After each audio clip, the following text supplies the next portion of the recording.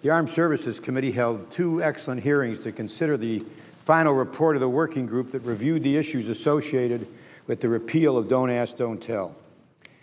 That report concluded that allowing gay and lesbian troops to serve in the United States Armed Forces without being forced to conceal their sexual orientation would present a low risk to the military's effectiveness even during a time of war, and that 70% of the surveyed members believe that the impact on their units would be positive, mixed, or of no consequence.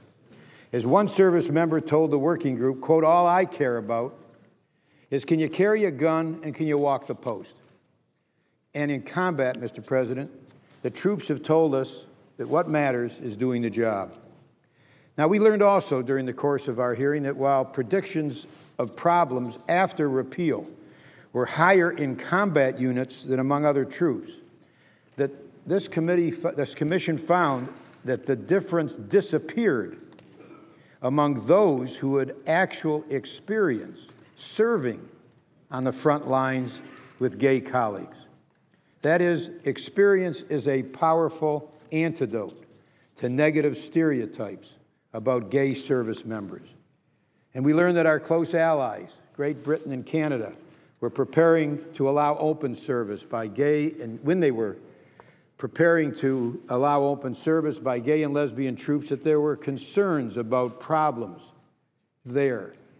Those concerns, which totally disappeared after they changed their policy to allow service, those concerns, that level of concerns in our allies' armies was higher than the current level of concern in our troops. Both of those countries, other allies like Israel, made the transition with far less disruption than expected, and their militaries serve alongside ours in Afghanistan with no sign that open service diminishes their or our effectiveness. Secretary Gates has assured everybody that he is not going to certify that the military is ready for repeal until he is satisfied with the advice of the service chiefs, excuse me, that we had in fact mitigated, if not eliminated, to the extent possible, risks to combat readiness, to unit cohesion and effectiveness. We learned that Secretary Gates, Admiral Mullen, and other senior military leaders are concerned that unless we pass this law, without this legislation, that they're going to be forced to implement a change in policy, not when they can certify that they are ready, as provided for in this legislation, but when a court orders a change. The only method of repeal that places the timing of repeal and the control of implementation in the hands of our military leaders is the enactment of this bill. So there's a lot of reasons why repeal of Don't Ask, Don't Tell can and will hopefully happen, and we know what happened without harming our military's effectiveness. Now, that's the reasons why we can do this safely.